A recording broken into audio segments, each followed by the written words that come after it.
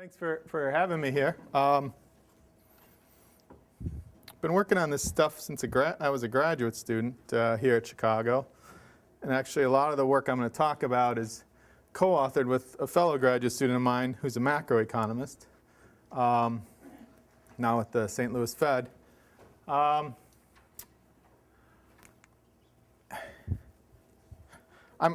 Full disclosure, I'm more of a labor economist, and I'm going to start off on territory I know pretty well in this talk, and at the very end of this afternoon, I'm going to be in territory I know less about, but I'm learning stuff I knew better as a graduate student and forgot. Learn a lot about depreciation of skills over time. But my co-author knows a lot more about it, so if you're going to if the questions get really hard, I'll have to give you his email address and send you to him. Some of you guys might know more about it. If there's any theorists in here or people working on mechanism design, it might all be true. The later stuff might be obvious to you, but I don't think it's going to be obvious to everyone. It wasn't obvious to me anyway.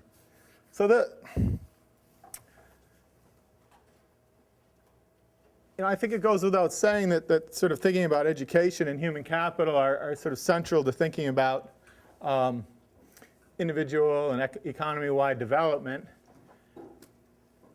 I try to think about how do I want to motivate what I'm going to talk about, and I kind of think of two ways to motivate it. And here's probably the better way, and I want to give you the way I have been motivating it as well. And this is just, we spend a lot of money on education. This is just, and it's been growing like crazy. So this is from the Digest of Education Statistics. I just looked at this yesterday. And this is just expenditures on students for post-secondary. If you look at public institutions and private institutions, and it's in constant dollars. So you see this sort of rapid increase. It's basically tripled. This is for private institutions, for-profit and not-for-profit, and public institutions. Both of these lines have basically tripled since around 1980. And we're spending, if you add these two lines up, you get about $425 billion a year. And that's just sort of direct expenditures. That's not counting all the opportunity costs that you guys are, all the work you guys are giving up by sitting in the classroom. So you're probably talking something like on the order of $1 trillion a year being spent just on higher education. What we want to, and it's grown like crazy over just the last couple of decades. The question is, what's the right way to, sort of the big question that we're not going to answer, and there isn't an answer to out there yet, I don't think, is how do we want to structure the payments for that? The government has a hand in it, and individuals themselves have a hand in it. The government's involved in all sorts of ways, direct subsidies to institutions, in terms of public universities. It plays a huge role in financial aid, need-based financial aid. Even in some states, it's playing a role in merit-based financial aid. Institutions are sort of moving money around, taking high tuition in from some guys and subsidizing other guys. And individuals, of course, are paying lots of money. So the question is, I think the big question, maybe in another 10 years, I'll sort of have an answer I'm happy with, is what's the right way to structure all that? Especially given how much money is going towards it. The smaller question I want to talk more today about is, given whatever we decided to subsidize and pay already, how do we want to finance, how do we want to help individuals finance it themselves in terms of lending? Are students able to borrow enough to go? And if not, should we be giving more out? Who should we be giving more out? These types of questions. I'll kind of end at the end. There's lots of, I think this is kind of a fun topic to talk about with a bunch of students, because I think sort of there's a whole range of interesting topics to be worked out. And there's a lot of theses that could be written on this, and hopefully a lot of good papers. And we hope to write a few ourselves, but I think there's way more than we could possibly write, even if that's all I did all day. So it's clear that how we decide to finance it, who we decide to give the money to and encourage to go to school, is going to have sort of dramatic effects on all sorts of things in terms of thinking about social mobility, providing transfers to low-income families or subsidies, need-based aid. The whole goal is to help provide greater social mobility, the distribution of income at any given point in time, thinking about economic growth and development, sort of how much we want to subsidize it is going to be important. And that, crucial to thinking about sort of the financing of these issues is the sort of the access to credit people have. School costs a lot of money, and typically you have to pay that money up front and you don't get any of the returns down the road. So it leads to a natural question of how do we sort of help people smooth that income over time, given there's sort of lots of problems that arise in that world. So that's one way to kind of think about the overall picture of what I want to talk about. A different way, often when I give this paper or start talking about these issues, I hear someone, I guess Jim just left, but I hear someone almost always says, well, didn't Jim and Pedro and co-authors already say credit constraints aren't important in education? So why are you wasting our time showing us all these models and messing around in some calibration? What's that? That's why I had to leave. You were so outraged. Yeah. No, I actually could think I even convinced him that it's a worthwhile endeavor, which is not always easy when he starts from a different point. And to that I always say, I think they're exactly right. When you looked at the NLSY 79, which is what they looked at, and a number of other studies look at, and I'll talk a little bit about it. It doesn't look like credit constraints could possibly be that important in terms of determining who goes to college. We could debate exactly about how much, but family income wasn't that related to college going. A bunch of studies looking at it a different way showed there's not really much impact of family income or any role for constraints are likely to be small. Curiously, those studies are all coming out around the early 2000s. A few years ago, we went and looked at the NLSY 97 cohort data, and we started finding all kinds of different findings from what they found. Then we said, well, let's do exactly what they did as best we can and see if we kind of get something out. And what we were finding there, and I'll show you, is that family income matters a lot more for these most recent cohorts. So these are students going to college in the 2000s. Now you look at family income or you look at wealth, it has, even when you condition on ability and do the same types of things Carniero and Heckman did, you find family income's pretty important for who goes to college. And the more you think about it, the more obvious it becomes that shouldn't really be that surprising. Yep? There's just two ways to think about credit constraints being important. One is that I just literally do not have enough resources to pay my tuition. The other one is I just can't smooth my life cycle. Which one are we thinking about? Well, I want to think about, I want to tell you that the latter is probably the better way to think about it. That is, I'm going to be very explicit about it. I'm going to go probably more explicit than maybe you guys all want me to be, going through sort of a very simple framework of how to think about it. And I think a lot of people naively think you only have to worry about constraints if you can't finance the costs. So if school costs $3,000, everybody can borrow $3,000. So of course borrowing constraints can't be a problem. But I think you want to take a broader picture, and that is people do want to smooth their income. I don't want to live on ramen noodles. I may not want to live on ramen noodles for 4 years, not have a car, not be able to do anything. And I still might, if the payoff's high enough, I still might go to college and take that bet. But there's a lot of people where the payoff still may be positive, but they might not want to take that on. And I think that's the broader way you want to think about borrowing constraints. Now there's a question of whether borrowing constraints affect, what dimensions they affect behavior. And we're going to talk a little bit about that. I'm going to talk about evidence, and I'm going to talk a little bit about theory, kind of a little bit of everything in the talk. Yep? Kind of building on Brent's point, to what extent are we going to think about the effect of credit constraints on the cost benefit analysis that people do? Right? Like say, for example, if I have some threshold for going to college or not, right? And this credit constraint actually pushes me across the threshold. So in absolute terms, the credit constraint itself may not be binding, but it's kind of maybe right, but it may actually push me across this decision threshold. Are we going to think about that in terms of the cost benefit analysis? I'm going to talk about whether constraints distort decisions. If they distort decisions, by definition, they're going to distort utility, I guess. Well, I don't know by definition, but it's hard to think of a case where it wouldn't, unless people are indifferent between sort of different choices. But the problem I'm going to set up, if it causes you to make a different decision, it's going to be distorting. If we could magically erase that credit constraint, there would be an efficiency gain.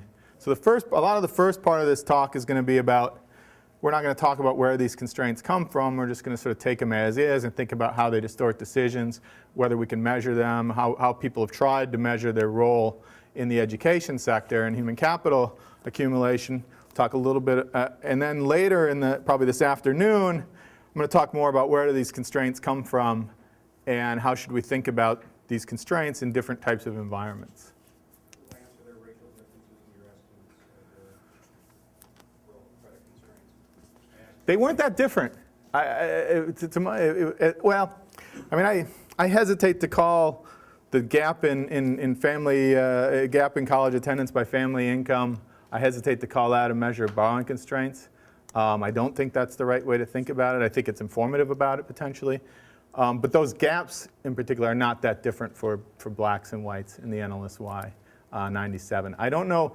People haven't done looked at the borrowing constraints in a lot of other ways in the NLS Y 97 that they did. So the NLS Y 79 is nice because people have kind of taken a bunch of different approaches and looked at it. And there they always find sort of constraints aren't that important, with one caveat that I'll be clear about. I was curious because of the differential as well. Yeah, so I guess when I say that I was saying by income gaps, but you would have more low income blacks than you would whites. So to the extent that even if there's nothing sort of different about blacks versus whites conditional on their income and ability in terms of, that's I guess what I would say. Yep. These so-called trends you're presenting, what percent are they specific to the US or do they extend beyond that? Oh, I don't. Costs are going up pretty much everywhere. I know in Canada they're going up. I've got some. We've done some things on Canada. It's sort of an interesting question of what's driving the costs increasing, and I would suspect it has a lot to do with the rise in earnings for higher educated workers relative to low educated workers. And to the extent where you see that taking place, that's probably going on in most of these countries. I mean, the U.S. is a lot less, you go to a lot of Latin American countries or European countries, the students themselves don't pay much of the cost. England, that's not entirely true, but at least now. But that doesn't mean the costs aren't there. And I don't know the cost numbers across these countries. My guess is they're higher in the U.S. than they are in a lot of these countries because it's a bit more deregulated. But I would be shocked. I would be really surprised if they weren't going up everywhere. Probably not as much as they are in the U.S. But I don't know the answer to that. All right, you guys are a talkative bunch. That's great.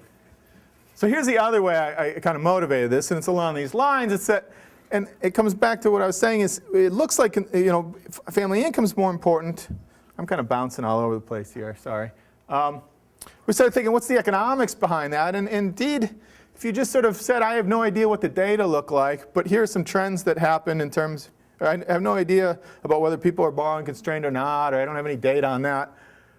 And you said, what are the big trends some of the big trends that have happened in education? And how might that affect whether people are having a harder time financing it or not? And there's two or three big trends. And that is the returns to college, returns to education more generally have sort of skyrocketed since the early 80s. That's not on this graph. But also the costs have gone up like crazy since the early 80s.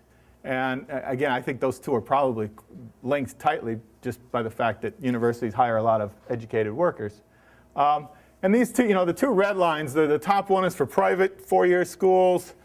This lower red one is for private or for public two-year schools. These are sort of adjusting for inflation. You see the costs going up, the returns going up. At the same time, all these blue lines are different measures of how much you can borrow from the federal student loan system. And to make a long story short, over all those years, basically, if you look in the early 80s versus the early 2000s, the amount you can borrow from the federal student loan system in real dollars hasn't changed at all. On the other hand, the costs have gone up a lot and the returns have gone up a lot. Think about it for a few minutes. If that's the only access to credit people have, you would expect a lot more people to be up against the limits. The cost going up means you want to borrow more, and the returns going up also means you want to borrow more, because you want to borrow against all that money you're going to make later on. Well, indeed, that's exactly what you see if you look at sort of how many people are borrowing as much as they can from the Stafford Loan Program. Going just back to 1990, it was almost nobody was borrowing as much as they could. 4%, again, consistent with back in 1980, constraints probably weren't that much of a problem. On the other hand, if you just look 10 years later, a quarter of all undergraduates, dependent undergraduates, I don't know, there's a long caveat there, but a quarter of all these undergraduates at four-year public schools were borrowing the maximum.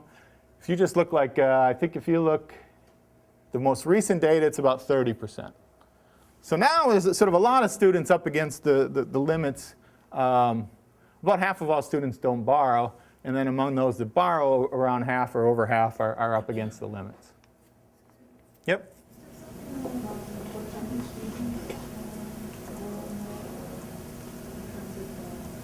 Can you speak up, please? Oh, sorry. By what dimension? She's asking what type of students borrow more? No, well, because it changed, so like what type of students started borrowing and like Well, it's low-income students, primarily low and middle-income students. You know, I mean, it's going to be. I'll show you a few numbers on that. And I'm going to show you a little bit of. I'll show you a few numbers about what sort of the current system looks like, and that will maybe help answer a little bit of there. Yep. What about non-students? Are non-students borrowing more? I mean, one of the things I'm going to tell you shortly, well, this afternoon,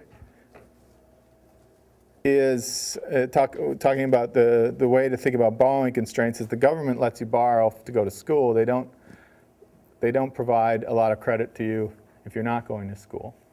And that's going to turn out, I think, to be important for thinking about some of this stuff. I don't know. I mean, so this would, I mean, the non-students would be basically, we'd be talking about credit cards, at least if you're talking sort of young people in their 20s. And I suspect that's gone up, but I don't know how much that amount has changed over time. I mean, we're not as worried about the non-students being as credit constrained. I mean, they're borrowing against life cycle income, and their income is going to go up.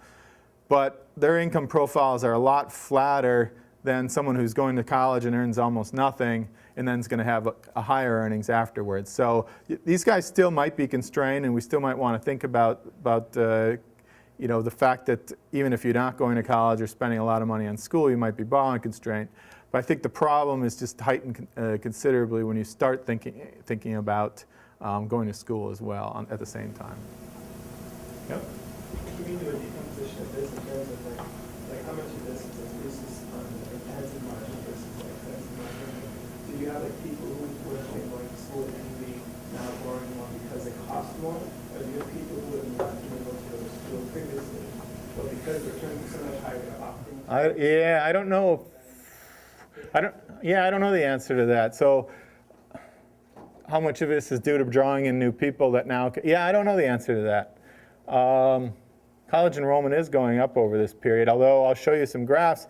College enrollment is not going up very much for low income people in the bottom half of the ability distribution.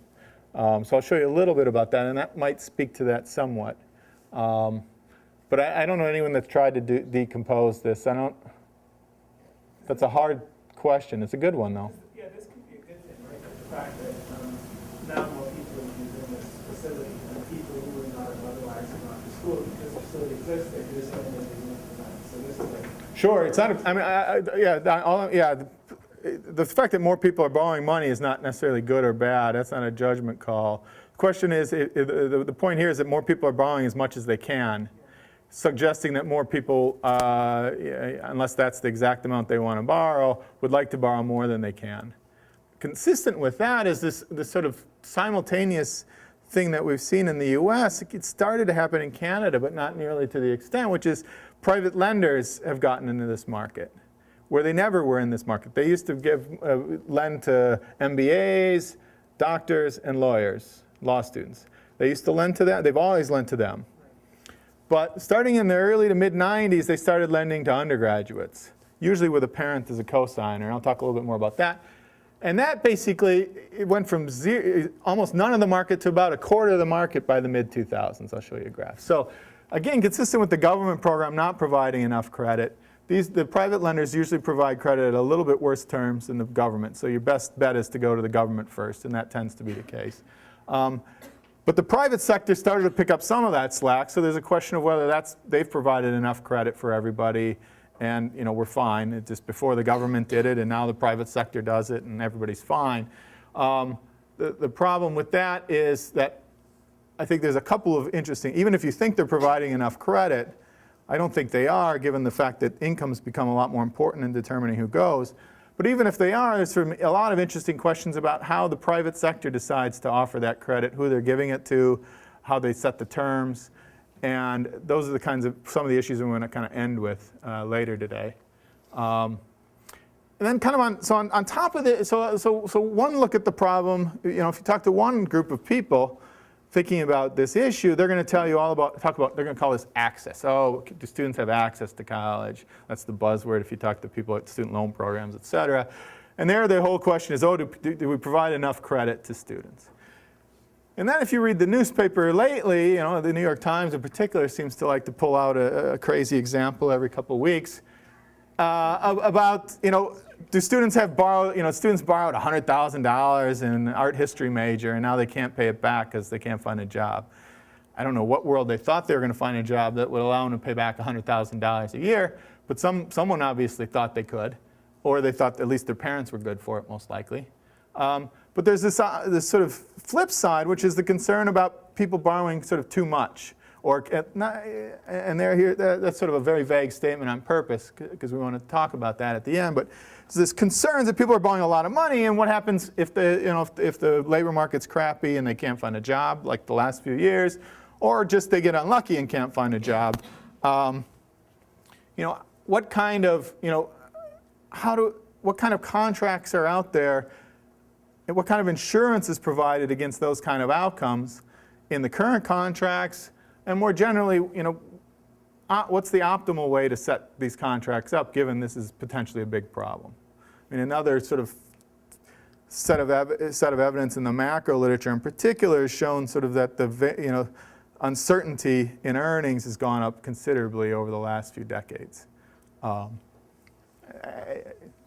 be a little careful, at least the variances have gone up, and the sort of interpretation is the shocks, some persistent and some transitory shocks, have become more variable over recent years. Again, sort of making this kind of a more important issue to worry about than maybe we used to have to worry about. That, coupled with costs being very high, has become important. Are we considering also the possibility, because it seems that the big alternative is not like in the world, like what exists, is not really like a different system of getting loans, but more like low cost and public provision through taxation, let's say. And it seems to me that like in England, where now they are kind of moving from a continental Europe system where there were low tuition and like paid through taxation to a more, not as extreme as in the US, but tending to debt with like loans, etc. There is really the debate between the two systems, at least in the press. No, I mean, that's exactly what I start off saying. I think that's the big question. The big question is, what's the right way to structure the whole financing of human capital?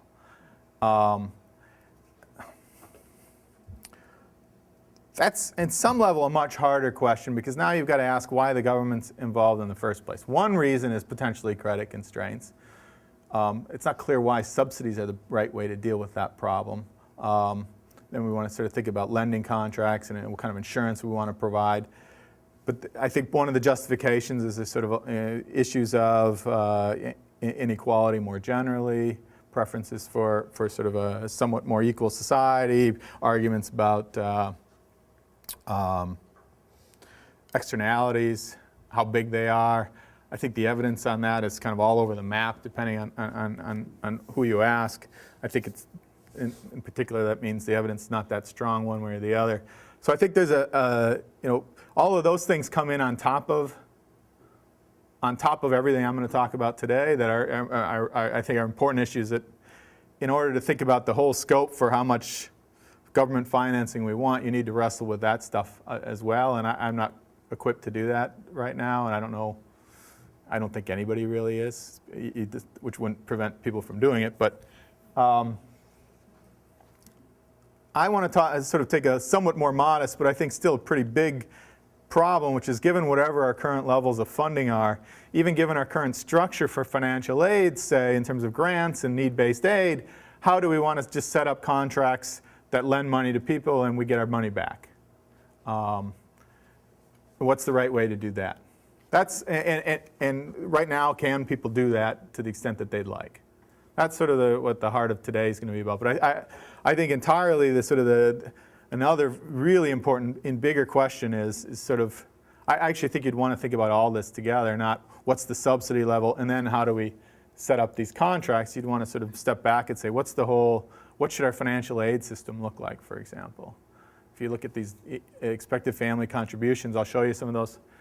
They're not based on any economics. They're monotonically increasing, and higher income families pay more, which wouldn't be hard to get out of an economic model. But where they come up with the slope and the structure that I can't, the language they use talks about poverty, this much related to the poverty level. Why that's the right concept to think about setting financial aid, I have no idea.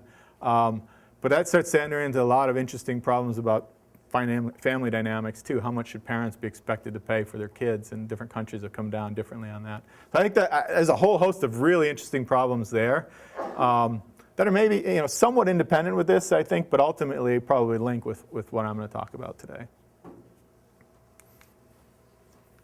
So this is kind of what I'm going to put. These slides will be available to you guys. So. Just ask one question. Yeah. I was just wondering, is there any change? What changes have there been in composition of students over those 10 years? And is there any evidence of sort of lowering our burden to debt? Yeah, I don't know what to think about this debt aversion concept. People like it. There's probably something to it.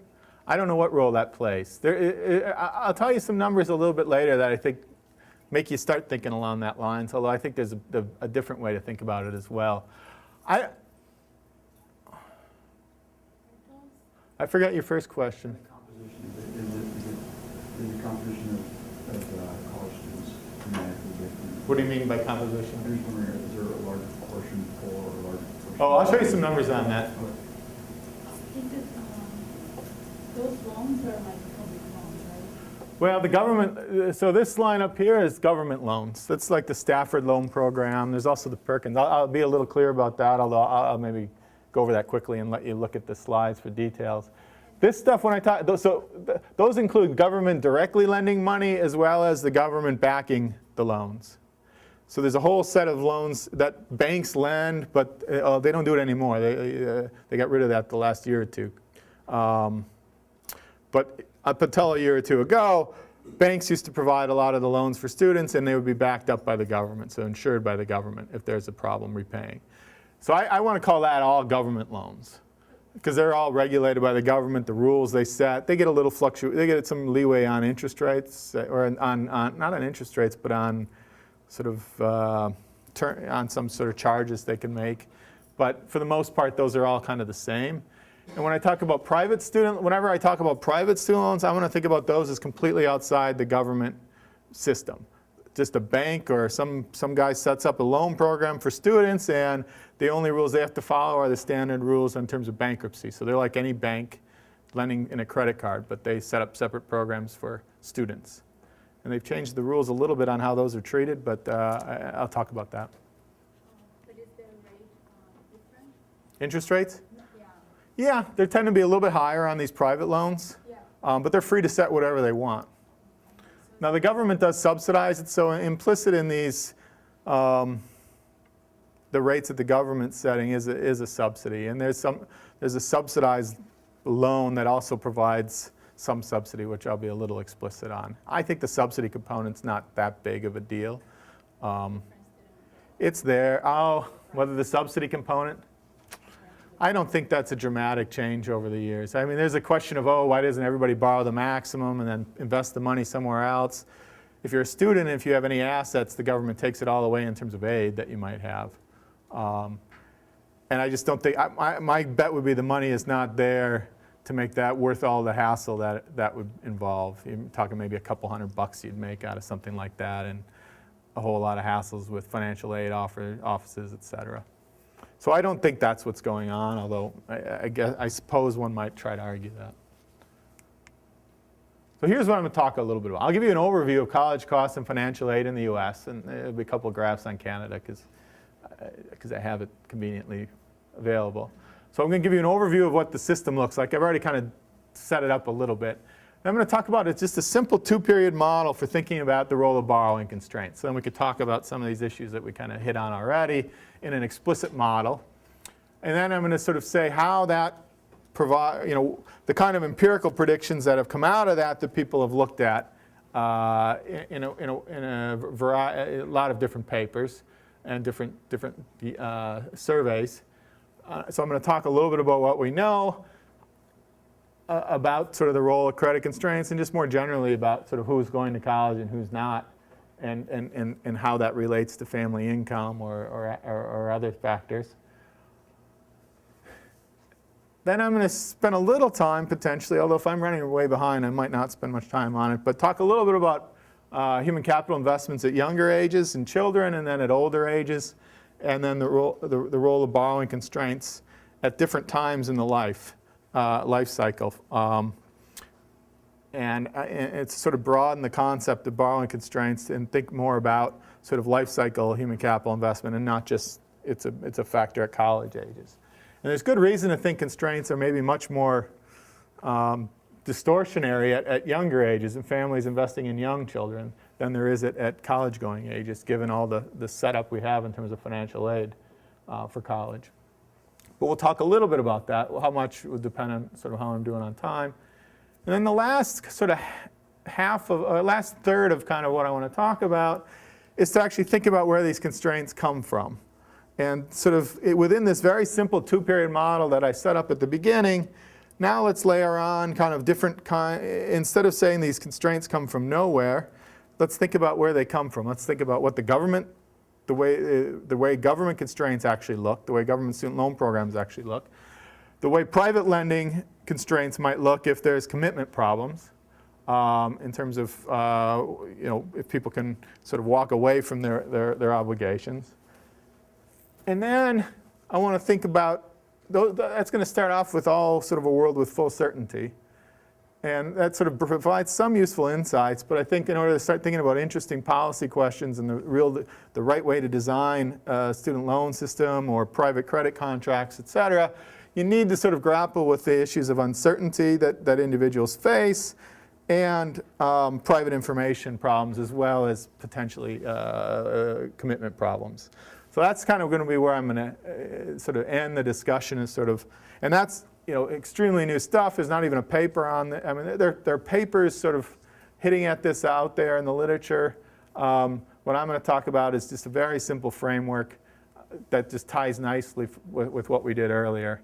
And that's, this is where I'm pushing my set of knowledge. But and then I'll sort of come back at the end and just spend a few minutes talking about, I think, some of the big questions that are out there. So if you guys are looking for topics to work on, I don't know what stage everybody's at. Maybe you already have a paper done.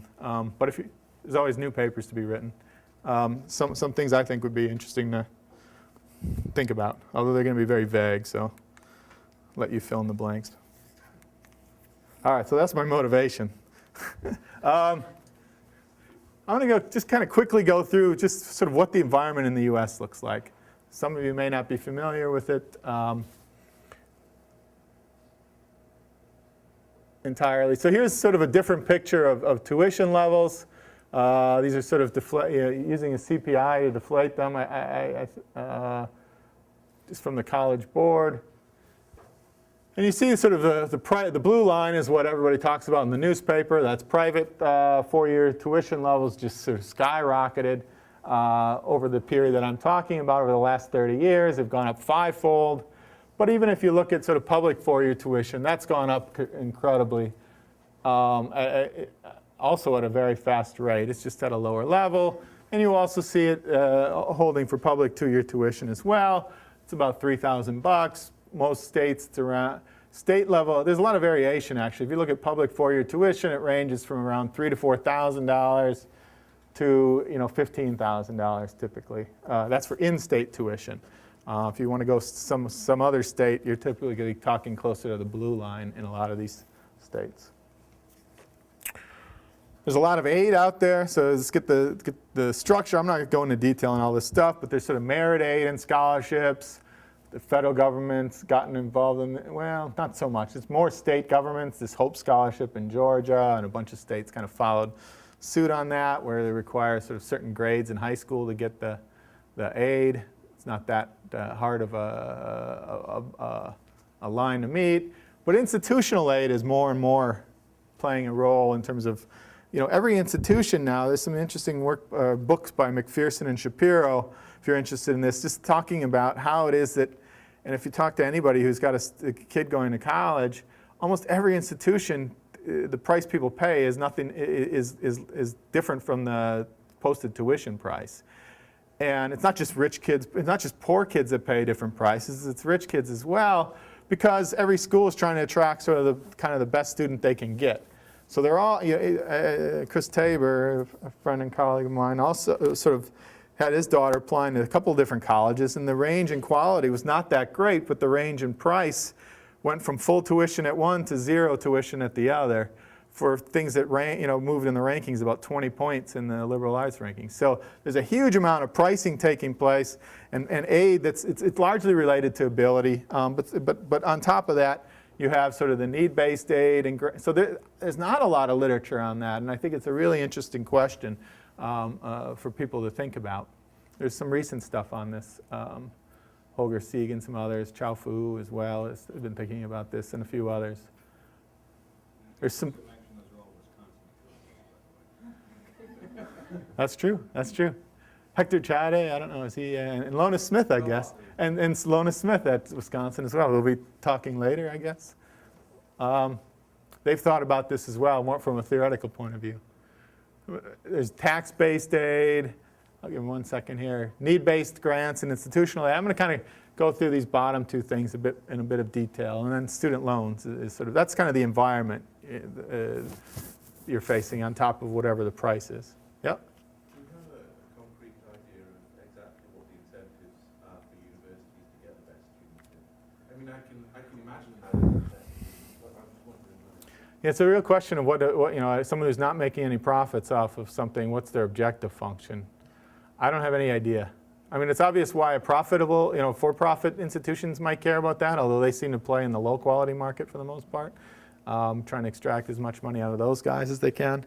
I don't know. I can't begin to say what their objective. They seem to care a lot about rankings for whatever reason. I guess presidents get cheered if they get a good ranking and run out of town if they get a bad one. But why? I'm not. I think usually when the theoretical models tend to put something on that they value quality, but why or how that comes about, I don't know.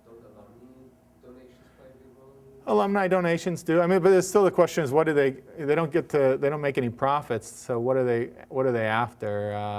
I mean, maybe they get their own paycheck higher, and it's purely, although that's got to be very weakly linked to any of this stuff. But I don't know.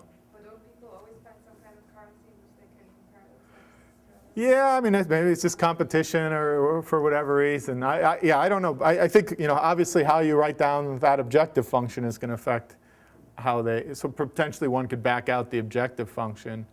I guess that's in part empirically what you might want to do is, given some game and problem, what's the objective function of these institutions given what I see their behavior?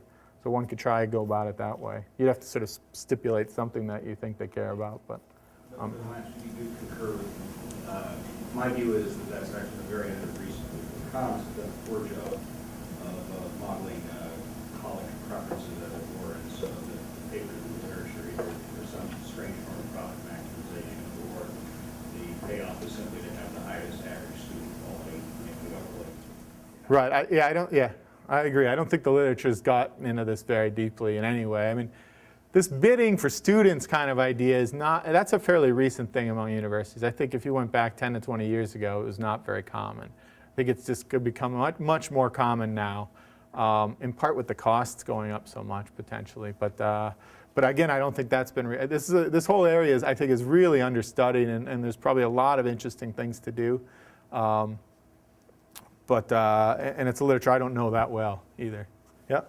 Are you going to tell us about the effective cost of going to school in the sense that they're more like institutional impact, and certainly at schools that have the resources to do it? I'll talk a little bit about it. I won't talk too much across.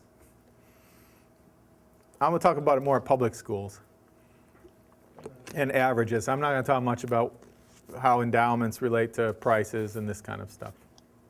I don't know if there's much research on all that. There probably is some, but I don't know it that well. I'm going to try and focus on, I want to focus more on the need-based aid part of things, because I'm more interested in what role, what's the extent to which low-income kids can't go to school, or or low middle-income kids have a hard time going, more than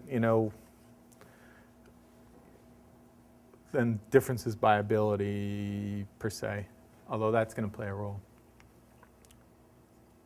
So I don't go through this. So you guys asked lots of questions, so let me get to some more interesting stuff. But in the slides, and if you're interested, and this is very weak, there's sort of a little bit of an overview of kind of the big programs if you want to think about taxes. I'll show you kind of the amounts. You're talking about $1,000 to $2,000 potentially available to you for tax breaks if you're sending a kid to school or if you're a kid in school.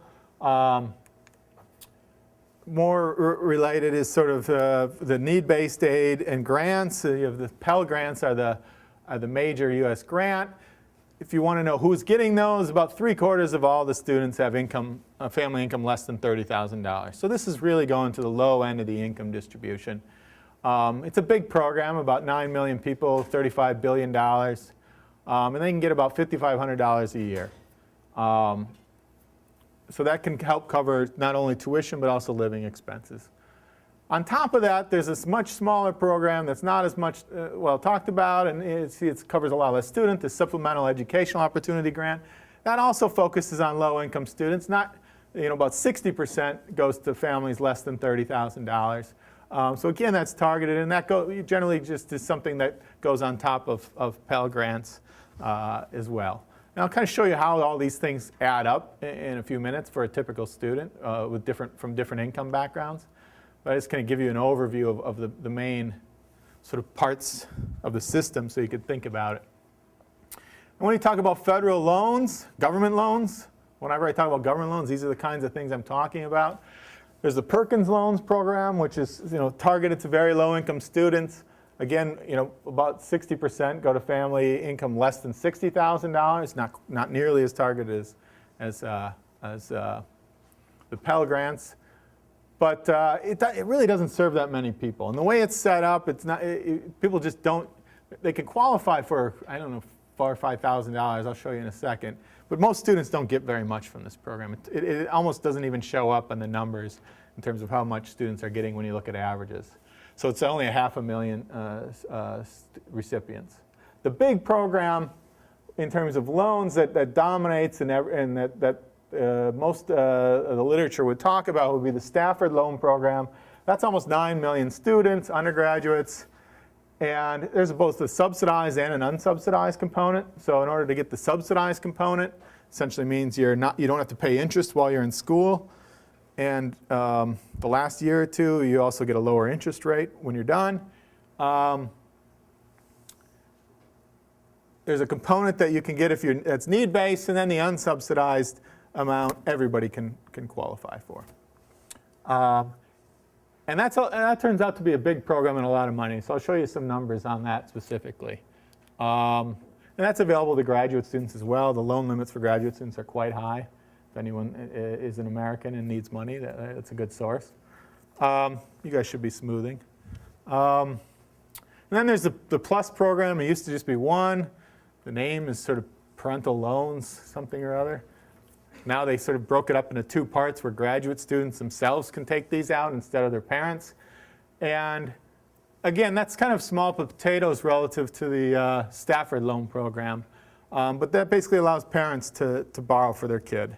So the parents are the ones that are signing the document and are responsible for repaying. This gives you a little bit of a sense for kind of some of the key issues. What I want to focus on is the loan limits. If you just look at sort of the lifetime limits, undergraduate, the Perkins loan, don't worry about that. That just doesn't play much of a role. But the Stafford loan, you can get up to $23,000 over your undergraduate career for that, and $31,000 total in terms of unsubsidized. So if you're a poor student, you can borrow up to $23,000 potentially that's subsidized, and then the balance, another $8,000 that would be unsubsidized. If you're sort of a high-income, middle-income family that doesn't qualify for aid, then you're sort of in this unsubsidized category. You can see the interest rates differ there. This is sort of what the whole fight for the subsidized Stafford. This was the whole fight in Congress over whether we should keep student loan interest rates down. It was over this 3.4 versus 6.8% for the subsidized Stafford. And you can see the graduate lifetime student loan limits for graduate students are quite high. You can borrow basically another $100,000 for graduate school if you want to. And the way these work is, well, I'll get into this, but there's a deferment period. You don't have to pay them back while you're in school. You basically, when you're done with school, either you leave, you quit, flunk out, or you graduate. After either 6 or 9 months, then you're supposed to start repaying your loan. Sort of what's the repayment side? The whole, most of this literature on access never talks about the other side, which is that you're supposed to pay these things back, and what if you don't? I think that's an important side that I want to talk a little bit about. There's sort of a bunch of repayment plans. Some of these are fairly new. When I went to school, you basically had the standard repayment plan and something like this extended repayment plan, which is just fixed payments for 10 years.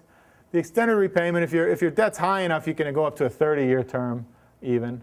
But that's just sort of a standard repayment. Here you pay back X amount of dollars every year until your balance is due, and they stretch that out over 10 or 20 or however many years you want. And you can sort of move between these. That's fine.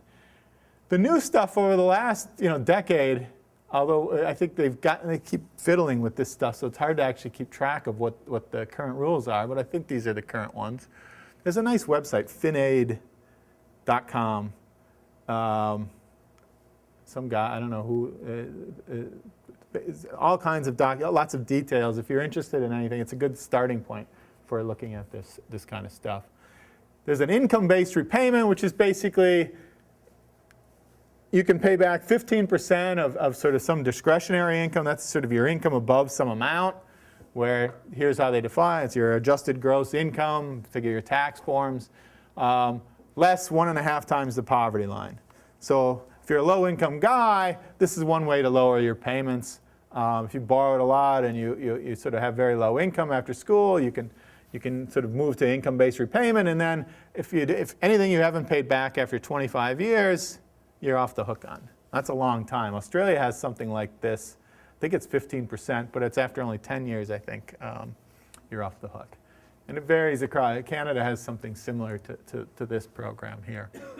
Then there's some other thing, the income contingent repayment. It's almost impossible to figure out exactly what you're paying back. But it's 20% of your discretionary income or some amount that's, I cannot find anywhere that tells you what this income percentage factor is, so I don't know how to, it varies between 0.5 and 1, I think. So that tells you a little bit. Basically, if you have so you could think about these sort of different types of programs. Basically, these are designed if you have sort of a lot of debt relative to your income, you can move into sort of one of these types of programs as well. And you can move between these once a year, I think. Yep. So which poverty line? Whatever the government poverty line is. What do you mean? Oh, okay. I'm just wondering, Is that like a poverty line established as is that a relative poverty line or? No, I think it's sort of you got 4 kids and this is what you live in this area, this is your poverty line. See, these are the official poverty lines that the government's putting out, that they would use to base all kinds of government programs on. Is this a family income or individual income? So if there's a woman that was married or something? Yeah, it's a bit tricky. I think this is, What was the question? how does this apply to family, if you're married? Like if the How do woman these things- decided not to work. So basically, the way they do this is depending on how you file your taxes.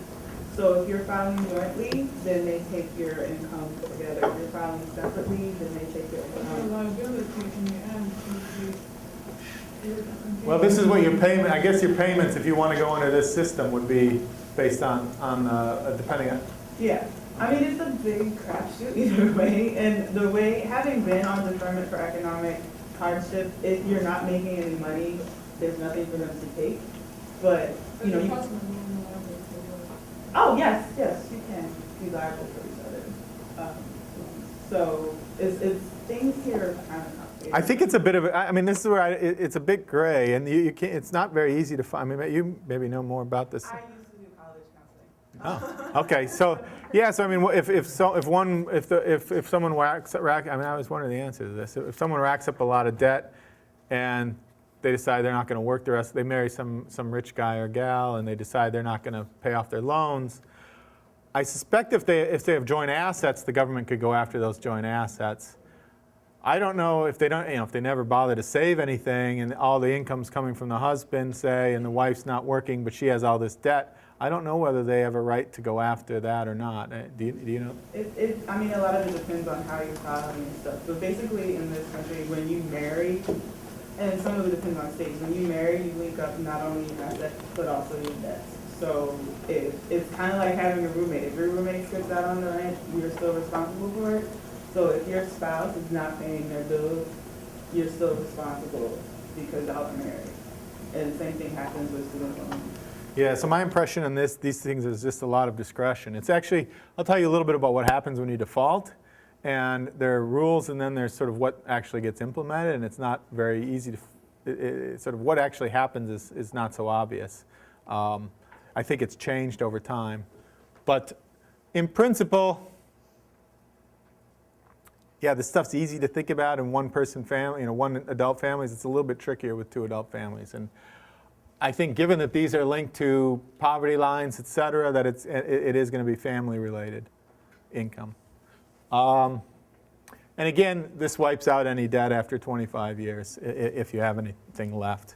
So if you never earn any money, they're not going to take anything. There are also sort of other types of things like forbearances and deferments, which you can get as well, that sort of let you off the hook for making any payments for periods of time. In some cases, in deferments, the interest accumulates. In a forbearance, it doesn't. And again, that's sort of going to be related to what's your family income relative to probably something very similar to this poverty line measure. So then what happens if you decide you don't want to pay it back? I mean, that's a choice that you might want to make. We're going to think about it later as a choice and how that drives things. So again, you have a 6 to 9 months after you leave school before you're even required to start paying back. And then it takes another 9 months before you would, of non-payment. At any point in time, after 9 months of non-payment, then you're generally officially considered in default.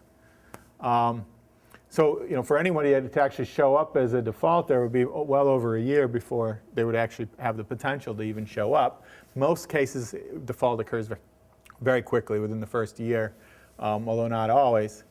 What happens? Well, they can impose collection costs on you, and you get some sort of harassing phone calls, supposedly within the rules of the law. But those costs immediately add about 20 to 40% onto what you owe. There's a wage garnishments. They can garnish up to 15% of your sort of disposable pay. So basically, they can't leave you with less than sort of the minimum wage income. So if you're earning less than the minimum wage, you're fine. If you own your own business, they can't do the wage garnishment. So that's sort of, a lot of doctors, lawyers, et cetera, wouldn't fall in that category. Wouldn't have to worry about it. They can take, if you have an income tax return, you're supposed to get some money back. They can take that if you file it in a way such that you have a return. The big thing, most likely, one of the big problems is they report it to credit agencies. So immediately you're going to have a bad mark on your credit report. And it's going to last until you start paying it back. And that has all kinds of sort of indirect effects. Nowadays, a lot of companies are looking at credit reports to think about whether they're going to hire somebody. If you want an apartment, you may have to sort of show a credit report or something like that. So this kind of starts to show up in all kinds of ways that it's tricky to think about. And you can't get any additional federal aid. So if you decide you want to go back to school, you have to get yourself back into good standing and start paying your loans back again for a certain period of time. And the one big thing about, it used to be only true of government student loans, but in 2005 they changed the rule on this. You can't discharge these through bankruptcy, or at least it's very, very hard to do it. So it's not like you can rack up $100,000 in debt and then go through bankruptcy and wipe it all clean.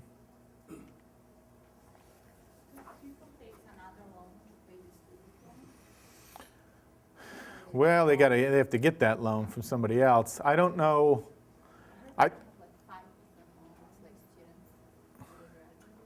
Well, sometimes you could keep borrowing in extra years potentially. But here, I don't think it would make sense to borrow from a private lender to pay off your government loans because you're probably going to be borrowing at a higher rate, and the private lenders are going to be a lot less amenable to giving you deferments or any sort of hardship kind of breaks. And the other side of it is if you owe a lot of money and you're having a hard time paying it off, not many private lenders are going to want to bet on you. You might be able to buy a home or something like that because you have an asset or a car. You might have more luck getting something like that. But it's going to be harder to get sort of unsecured credit. I guess if you're on this, oh, sorry. No, maybe not to Well, you might in a short run bind or something. Maybe if you have a credit card, you could sort of rack up some credit card debt and pay. If your income's particularly low, you're almost always going to be better off going to the government and telling them, I've got really low income right now. I can't pay it, and they can give you a deferment. Or now it's not like that always happens instantaneously. So there's some. It's maybe not as easy as it sounds. So it may, if you know 1 month or 2 months you've got a bad situation, potentially if you have a credit card, you might be able to do something like that. I think for sort of longer periods of time, a year or something like that, that's not likely to be very successful. I was going to ask, are there prepayment penalties if you're on this 10-year? Usually not. Usually you can pay these off as fast as you want. If I say something wrong, let me know. So far, I'm doing all right? Yeah, the only thing I would add is that if you're in public service and on the income-based repayment plan, and you prove that and make 120 payments while you're in the right job, they will waive the rest of it. Yeah, there's some for like teachers. Is it teachers or? If you work for a nonprofit, if you work for most government agencies, some universities, so yeah, if you work at a public university, you might be able to get what? Really? Really? Pay you enough. But you make 120 payments while you're employed at the right job, and after those 120 payments, years later, they forgive the rest. That started with the new healthcare law and all that stuff. Okay. Yeah, like I said, they keep fiddling with things. Those kind of things kind of change quite frequently. Who they're going to give a break to. They used to do one for teachers. They used to do that one still exists. Teachers still exist, but it's just sort of been expanded. But graduate students no longer get subsidized student loans as of last week. Oh, is that right? I haven't been And no watching more that grace yet. period, right? No more grace period for anybody. For the As graduate? of last week. For graduates or undergraduates. No grace period? Yeah. So you have to start paying right. Right when you graduate? I didn't see that. Okay, that's useful. It was a big deal for all of like 10 minutes, and then they snuck it in last. I see. No, so that was part of the whole deal to keep the interest rates down? To keep the interest rates down and to keep the Pell Grant. So they're gonna make everybody pay right away. Oh, okay. I'll have to go look at that. I did prepare some of this ahead of time. What about private loans? So these guys are in some sense unrestricted. So how do they decide to do it? I don't think they do it very well, to be honest. In part because it's a new market that they haven't been very involved in.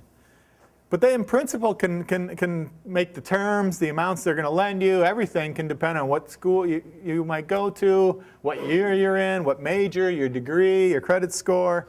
They often are going to ask for a cosigner, or at least the cosigner is going to give you much better terms. Your credit score, although that's pretty meaningless for an 18-year-old.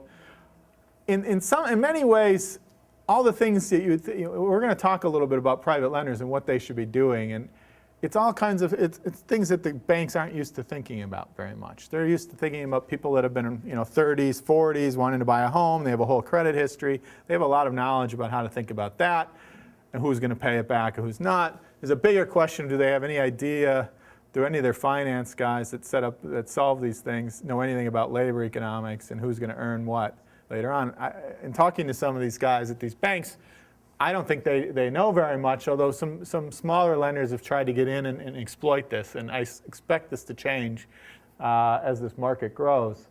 But as of 2005, the bankruptcy ruling, a loan that's considered a student loan from a private bank, I don't know exactly what you need to do to do that, although I expect there's got to be proof that you're using it to pay for school, is no longer dischargeable through bankruptcy. So it used to be, and now it's not. So again, it has that similar kind of, it stays on your record and it's not easy to get rid of.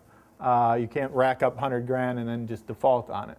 So that's an interesting change, and it kind of came in right before the crash, so it's a little bit hard to think about what that would have done. But I think it's an interesting thing to think about what role that's played. If they want, they can garnish your income in principle, but if they want to do that, they have to take you to court. So it's a little more costly for them to do it. It's a little harder. They can offer lower repayments as you go, or longer repayment plans. So that may be a reason to look into these, even if you qualified for the public loans or could get more government loans. That may be one reason you'd want to look at it. But I think that tends not to be that true, not that useful in general. Credit cards, obviously, sort of standard unsecured credit. And it's sort of a traditional way a lot of families have dealt with it, at least a lot of homeowners, is sort of taking out a second mortgage on your home or other types of home equity loans or these HELOC loans, where you basically borrow against your house, borrow more against your house to help finance it. It varies depending on what you look at. This is you have to be really careful when you look at some of these numbers of whether you're looking at full-time students, part-time students, dependents, not dependents. This is kind of everyone.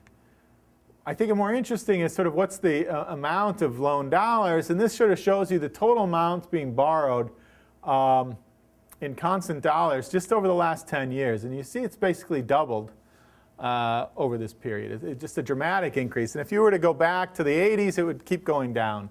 And the top light blue line it's not entirely, but it's effectively private student loans.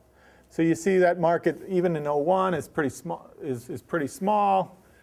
It basically doubled in about 7-year period. Doubled its importance. There's been a sort of huge growth in private lending.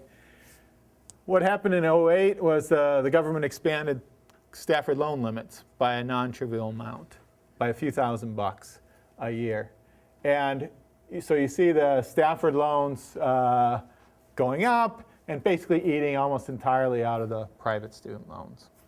So it's still a big role, but it's smaller than it was, and that's sort of entirely due to the government loans expansion.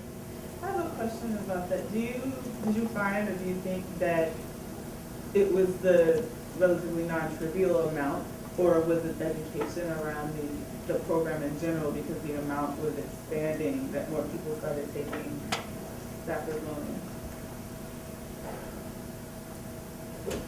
I haven't looked at this to see what's going on. I doubt there's been a big jump in enrollment coincidental with this.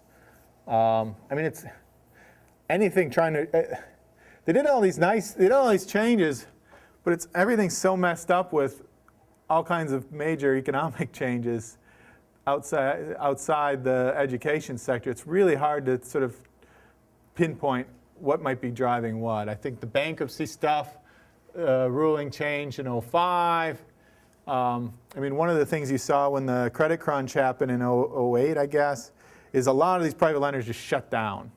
Before a lot of them went out of business, shut down. Banks just wanted to get rid of anything that looked risky right away. So you went from like 300-400 of these different programs that you could borrow from to like 50. And almost anyone going to community college no longer could have any chance. It was basically they stuck around at the 4-year public schools. Some of the better schools they would still lend to students at, but everyone else just got shut out of that market.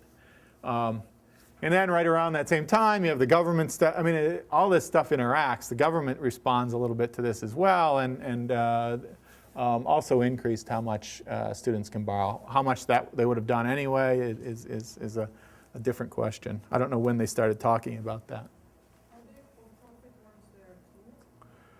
Yeah, so they would be in these numbers, and I'll show you in a second default rates a little bit by those guys. For-profits are a small part of the total dollar amounts, although these students do borrow a lot. So they borrow more than, say, the public school students at public schools, and even the nonprofits. They tend to borrow a lot, and they tend to not repay it at pretty high rates. But in terms of total loan volume in dollars, it's pretty small.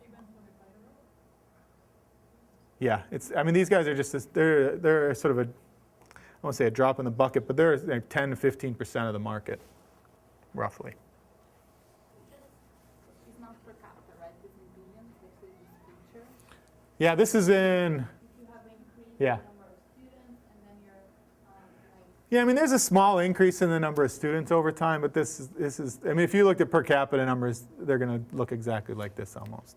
The number of students is not rising that much. But the number of students of lower income. That's not rising that much either. Is not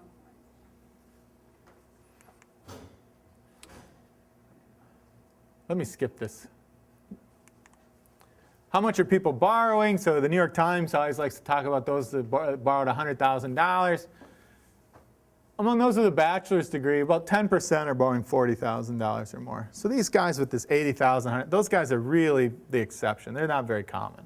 But there's a 10% with a sizable amount of undergraduate debt, 20% with more than $30,000. It's a lot less those getting an associate's degree, although it's not trivial. But this kind of gives you a sense for sort of how much, what's sort of the distribution of loan amounts, depending on what you come out with at the end when you get your degree. The repayment side, how much, what do repayment cohort default rates look like? They were really high in the early 1990s. It was almost all attributed to for-profit institutions, although it was also some associate degree programs, 2-year schools. Plummeted in the 90s. They implemented some rules. The economy was good. It's not clear exactly what drove it, what was the main factor. We're kind of looking into that. But this is kind of what people have been talking about the last few years, is that default rates have actually started going up over the last few years, almost doubling over the last, say, 5 years. But default rates really, they're not that high for unsecured credit. It's not really awful anyway. Here's where that masks a lot of variation. If you look at sort of public institutions, and then the dark one is sort of less than 4-year schools, but not these sort of 1-year programs, 2-3-year programs, and then 4-year programs. You see, whether you look at public or private, not-for-profit, things look pretty similar. Default rates are higher for students going to sort of community-type colleges or getting associate's degrees, around 10-12%, and much lower for people getting a bachelor's degree. This is just a tenant, so you're not necessarily getting the degree, but people going to 4-year schools, default rates are closer to around 4%, about half of that, and not that different. And then you've got out here these for-profit schools. And this is where all the problems are, really. And this is why the government's sort of wringing their hands, trying to figure out what to do to these guys. It's upwards of around 15%, whether you look at the 3-year or the 4-year programs. So this is where, if you really want to crack down, this is where a lot of the action is. Part of the problem is these are groups these are schools that are often serving pretty low-income groups, and kind of the argument they would like to make is we're sort of giving these guys a chance.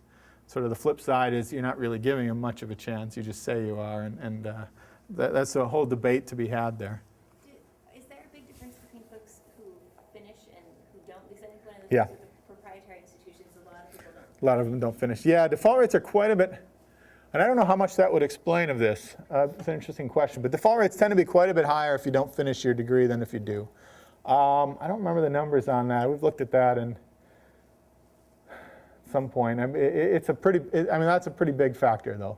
But I can't tell you the number. Yep. Their completion rates are a lot lower.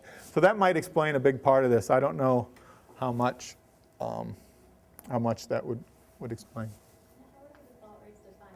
Is it Oh, okay. Yeah, I should. What is this number? So this is 2 years out.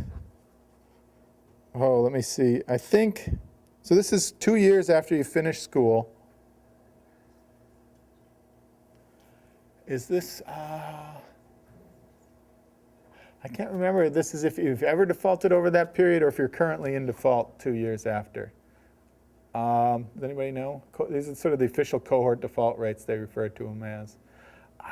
I don't remember. I should know that, but I don't. About half of people that go into default will come out after a few years. My guess is that given that they're looking at 2 years, those numbers wouldn't be that different. It's at least 9 months behind things.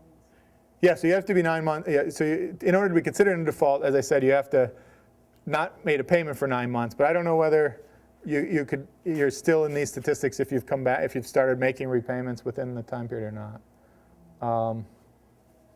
I should know that. I don't remember though. Yeah. I don't know that. You have a question? No? I said I don't know that. Okay. Now, this guy behind you has a question. Sorry, can you just clarify again what proprietary institutions are? For profit. As opposed to the private institution? Private, not for profit. So this is University of Chicago. Yeah. No problem. But This is Everest. Phoenix. I had another graph, but somehow it didn't load well, and I was worried it was going to screw everything up. But looking at the different types of institutions over time and their patterns, and if you look at you look at 4-year schools, there's a slight decline over this period, but not very dramatic. If you look at 2-year schools, they started around 20% in fall to around 10%, or roughly 10%. And then if you look at the for-profit schools, they start up around 40% default rates, falling to roughly these numbers over here. So a lot of the change is sort of for the for-profit, and then also somewhat for the private or for the 2-year schools.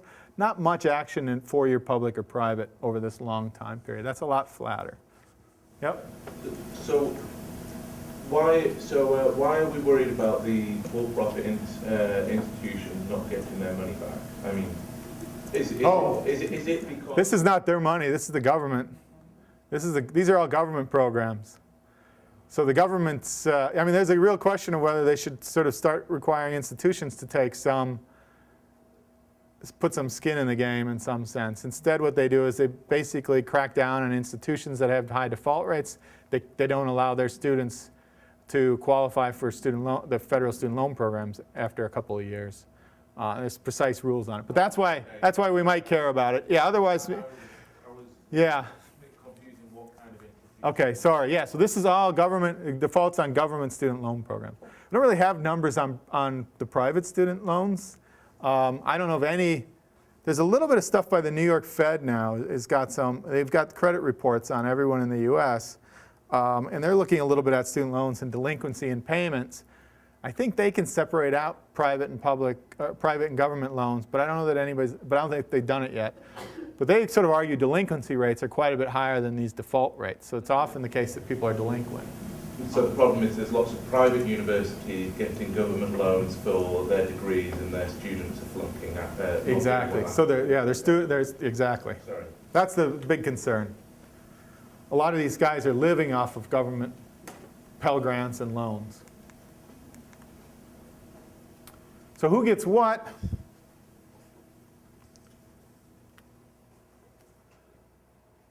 How is sort of the government aid determined? What's your sort of need? Well, first thing they figure out, we want to figure out what you think of this as your need. That's your need. This is your need here. They figure out what's the total cost to add up to tuition and living expenses. Living expenses are around $6,000. I'm going to give you some numbers for 2003 and 4 from a paper I have. And then they sort of calculate some expected family contribution. This is where I said, it's not clear where the hell they come up with this, but they have a formula that tells you if your family income is such and such and your assets are such and such, this is what we expect you to pay towards your kid. And it's increasing in parental assets and income. That's what you would expect. How much is a little bit different. I'll show you exactly what these things look like for a family with 2 kids. And there's also, in some cases, students are expected to contribute.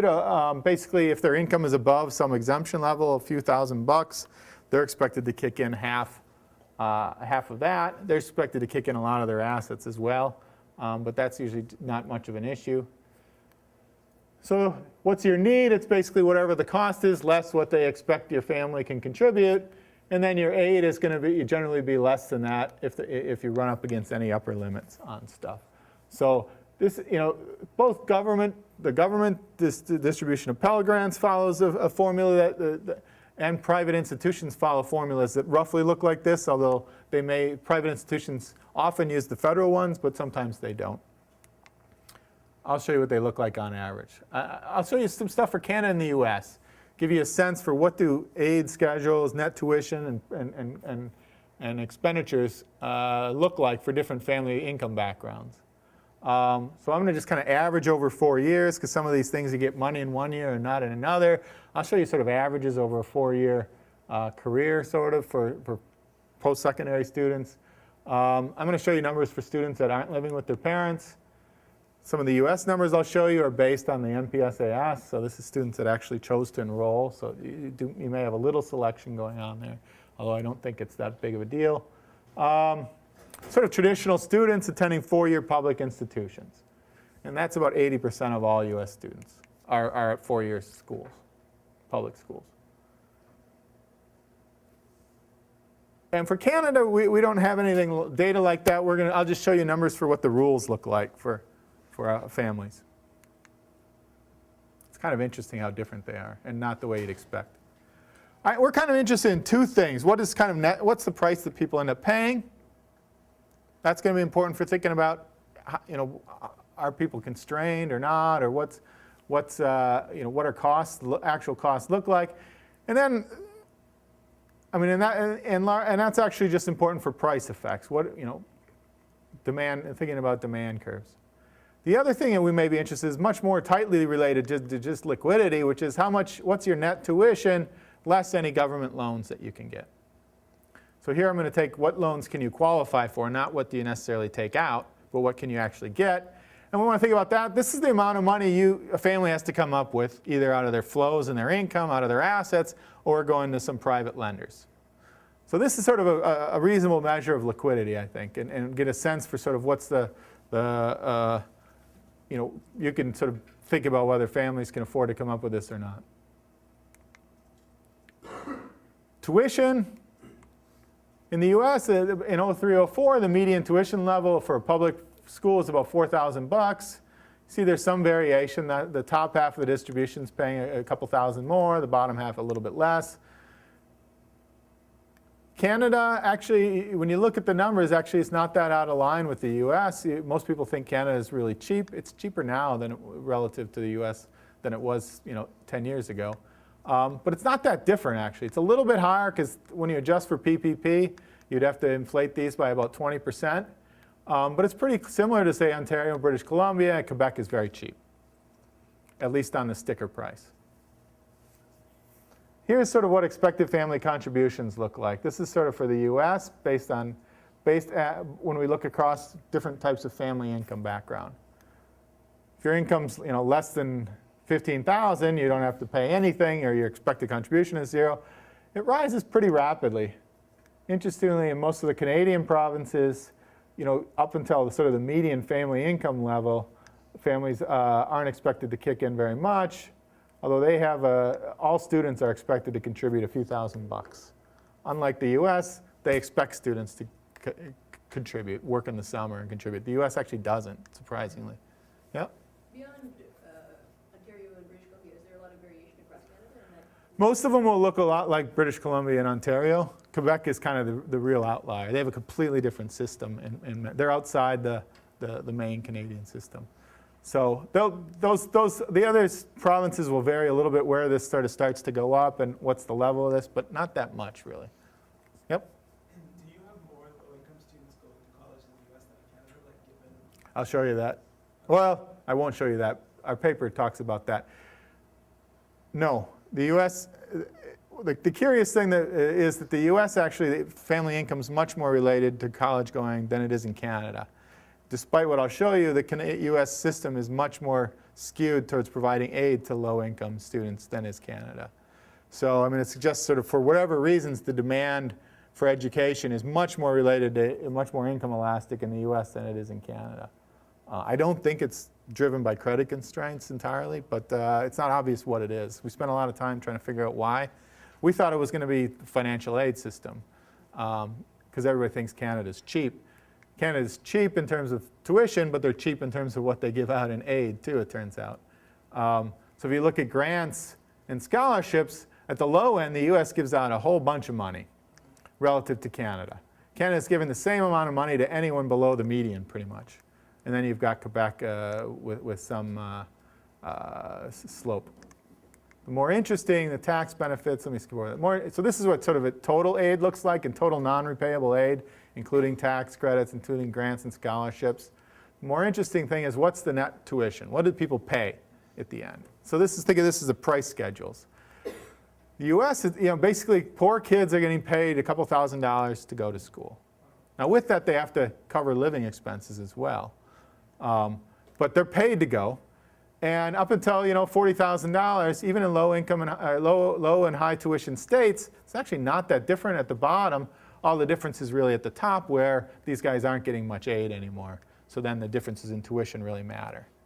So a lot of the variation in tuition across states for low income families is undone by financial aid.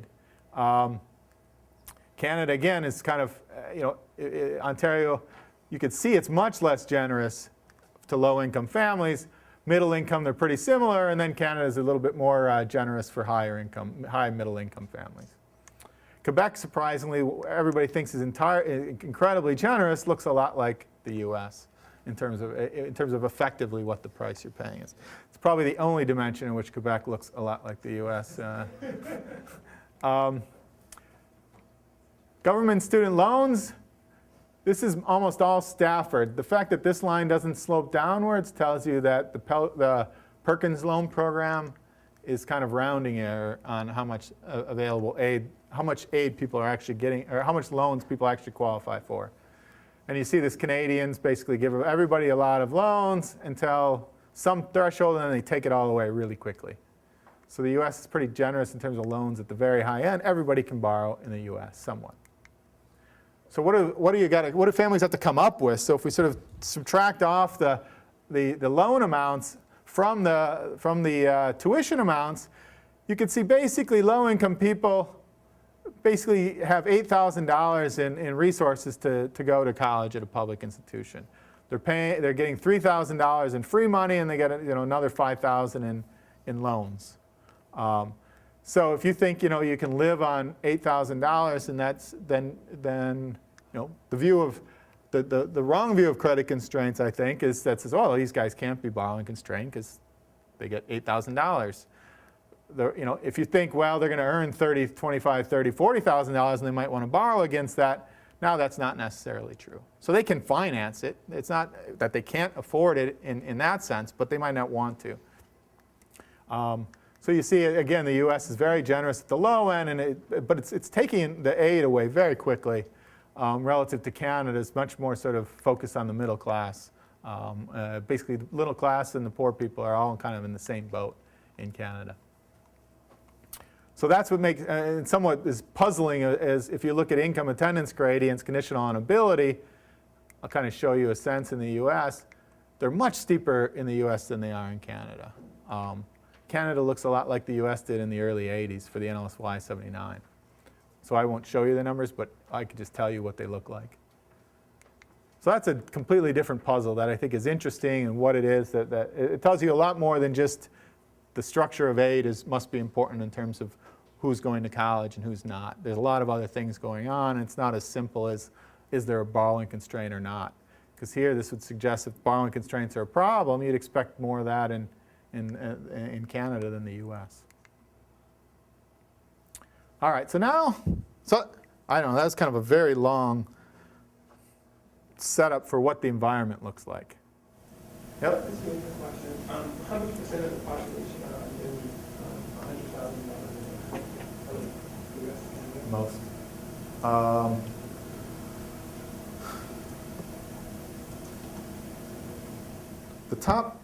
The average income for the top quartile, I can't remember these numbers off the top of my head. Steve, you work on measuring inequality. What fraction of the distribution of income is below 100,000 in the U.S. family income? You don't. I would guess it's around 75, 80%, and pretty similar in both countries. The difference, I mean, in Canada, there's almost nobody down here. That's really where the big difference is between Canada and the U.S. In Canada, there's almost nobody way down here. The bottom quartile is right around here in Canada. The bottom quartile in the US is more like around here. So the bottom is a bit different. The top is actually not that different until you get way at the very high end. So I mean, like, is the takeaway point from this graph that the people making $180,000 in the US and most of Canada, basically, like, the only cost that they seem to go to college is the opportunity cost. What they get from the Well, this is not the cost. I mean, this is the cost, although it's not that high. But if you're in a high tuition state, it's a few $1,000s. But you're right, the opportunity cost is a big cost. Mostly what I wanted to show today, I mean, I think there's all sorts of interesting things to think about here, but I wanted to give you a sense for what are people actually paying. I've showed you all those numbers on what tuition looks like, but those numbers in some sense are meaningless for most people. People are, some guys are getting paid to go, some guys are paying a little bit less than those numbers. I mean, the fact that they're going up over time, one thing it would be nice to do, and we're going to try to do, is maybe see how these things have changed over time. We know aid has somewhat offset the rise in costs, but I don't know what's the structure of this line. We can't go back, I think we can go back to the late 80s in the MPSAS and look at it. Whether the structure, whether this line would have been much lower back then or not, I don't quite know exactly what that looks like. That's an important question, though. What do we know about people's information about this graph? Like, what extent do people know that going to college? I don't know. I mean, there's a few people working on that question right now. I think there's some people that believe wholeheartedly that people know nothing about this. I don't know. I'm not sure that's true. There's some numbers that suggest you provide just the information. That's not that helpful. There's some stuff by Oriopoulos and a couple of co-authors looking at the H&R Block, some H&R Block data, where H&R Block ran an experiment and filled out aid forms for people. When they filled out aid forms for people, there was an impact on going to college.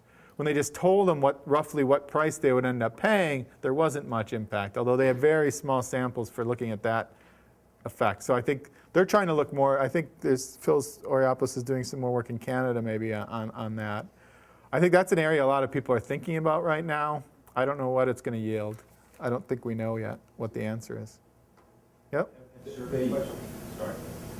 The US high tuition is just for public or for public and private? These are all public numbers.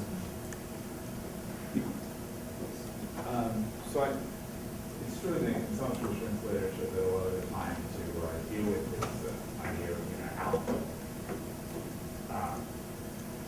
People look at core financial experiments becoming changes in government policy that are going inflation. I mean, is there any sense in which that's been looked at in the education literature, like changes in policies and funding? There's a little bit. There's some of that. I mean, a bit of that literature looks at, say, what happens if we... So here's a little bit what I could say a little bit to that, although there's been a number of studies. Susan Donarski's done some Tom Kane's done some, looked at what happens when they look at sort of a regression discontinuity kind of design. I think they do that. I can't remember exactly. Something with SSI program where they give benefits to survivors for related to schooling. Tom Kane's done some stuff where there's sort of new programs that provide a bunch of aid to institutions, or aids to students, like some new program in Washington comes in, or the Cal Grant program in California. There's been some study of the Hope Scholarship program by Donarski. I don't know if we cited in this paper with Alex Monge, but I can give you some references on that if you want. There's a literature basically trying to look at what's the response to tuition. And that tells you something about what the demand function looks like. Some people try to interpret something about credit constraints from that, but I'm not sure why. There's a little bit of a focus on whether the elasticity or responsiveness is greater for high or low income families. The argument, a lot of these models you can deliver sort of, if you're constrained, you're going to have a greater response. It's not that hard to get out of a model, although you can write models where that doesn't come out as well. Empirically, studies find different results on whether the elasticity is very different or, not, or the response is very different. So I think that's kind of not very well, I don't think we know that much about that. A lot of the studies look at variation in tuition across states. This should give you a little pause for that because the difference in average tuition between these two states is about $3,000, yet the tuition and the difference in price for low-income guys is a lot less, about a third or a quarter of that. It's only really relevant for the higher income guys. So one thing we're looking at is kind of trying to map these out, think about different states and map out the actual price paid versus tuition to think a little bit more about response to price. But there's a literature on that, but the literature actually has a fairly broad consensus that the response to a $1,000 change in tuition is about 3 to 5 percentage points in terms of college attendance. Quite a few studies with a bunch of different things find stuff all in that range. There's a bit of a question whether $1,000 in aid is the same as lowering tuition by $1,000. Some of these studies argue it's not, although a lot of the recent studies have all looked at changes in financial aid programs, and those all find kind of numbers in the same ballpark. I have a question. So how do you model whether a person wants to go to college? What's the underlying criteria? Well, I'm going to start to get into a model right now. And it's not going to be so explicit about college. It's going to be human capital investment generally. And lots of papers take very different approaches. So Lance, I know you're trying to learn but is any effort being used to incorporate questions of beliefs with respect to college and survey work? You mean in respect to costs? I don't know. I've been trying to get this on this new Canadian household panel survey, which I don't know if they're going to do in the end or not, but we wanted to put on some questions that are very specific. What would you have to pay? I don't see those questions out there. There are questions sort of, I think, much more general questions about what's tuition level or something, kind of vague. But this makes it really clear that you really want to know what do people know what they're going to pay or not. And I don't know that we know that answer. I mean, there's always a question of, do people know it, not know it until the point where they need to know it, and then do they go figure it out or not? Canada's, very strange in the sense that you fill out your financial aid after you've already applied to school and basically been accepted, and then you find out right before you enroll what your aid's going to be, which I find extremely strange.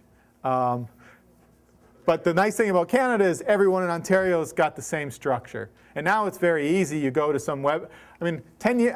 I think it's 10 years ago. I think this information might have been much more of a problem. Now it's pretty. There's a lot of websites you can go on and get a pretty good approximation of what your price is going to be paid at any particular institution. In Canada, all the provinces do it, provide something, calculators for it. So I think, until recently with the internet and sort of people making that more of an issue, I think it probably was more relevant 10 to 15 years ago when you couldn't find it very easily, and these formulas are not easily accessible and they're not easy to follow. Now I think it's probably not so hard. Whether people actually bother to do it or not, I don't know. All right, so now I'm going to set up a simple model to think about this stuff. And then I'll talk a little bit about some of the evidence. And I've already kind of sketched some of this stuff, but in terms of the evidence. But I'll get a little more explicit. So let's think about a two-period model. There's a schooling stage or an investment stage, and then there's a work stage afterwards. So investments are going to increase your earnings. So this is sort of a straight human capital framework. Investments increase your future earnings, but there's no utility, benefits, or costs, at least not yet. We'll come to that in a minute. Abstract from choice of leisure, so either you're deciding how much time to spend in school. You can think of it as a quality choice or sort of how many years I'm going to spend in school. This is just to fix ideas. So the two key characteristics that are important to think about, the one that we're going to talk most about is sort of there's some assets that people have access to. You can think of these as family assets. We're going to interpret it a lot as family income, but it's a bit tricky to think about. But you can put this in an intergenerational framework, and then you want to think about parental wealth. For now, just think of it as some individual. They've got some assets, some ability A, and they're going to maximize their lifetime utility. In their first period, their consumption is going to be whatever assets they have, less. Think of this as their earnings, so they could spend H amount of time or units investing in their human capital, and basically the opportunity cost is going to be W0 times H. There's some tuition costs they have to pay for that amount of time they're going to spend, and then they can borrow, D.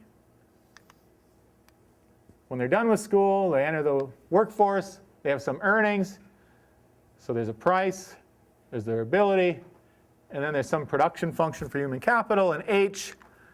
This is going to be sort of an increasing concave function. And then they have to pay off their debts. This is as simple as it gets. I can't think of it. Well, you could get rid of one of these two costs, and then it would be easier, but it's going to be important for one thing I want to show you. So there's foregone wages. There's W0 being positive. There's foregone wages. And then there's also tuition costs.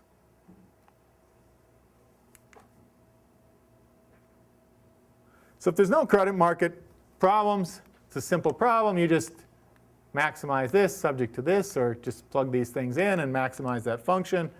With respect to H and D, turns out the solution to that problem, you just work it out. You could do the first order conditions for that problem.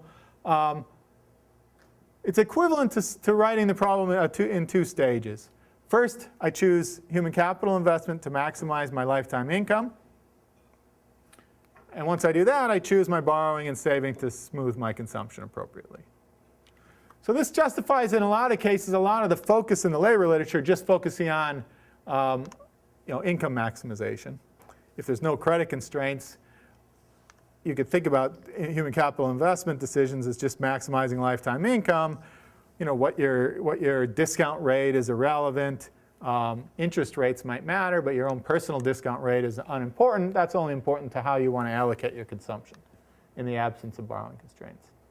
So what you can see is the optimal level of human capital has to satisfy sort of this equation, which essentially equates the marginal return on a dollar of human capital investment to the return on a dollar of savings. This is, you think of it, I'm going to call this the marginal return. It's really sort of the marginal return over the marginal cost of a unit of investment. We can think about it as a dollar, marginal return on a dollar invested. So this is sort of, it goes back to Becker. equate the marginal return on your human capital investment with that on assets if you're unconstrained.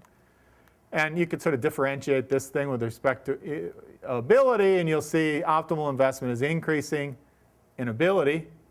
That's just because f is a concave function, straightforward. And you can see wealth doesn't show up anywhere in here. So family wealth is irrelevant. If you're unconstrained, it doesn't matter how much income, you just maximize your lifetime earnings, less costs, and then you allocate consumption. That clear?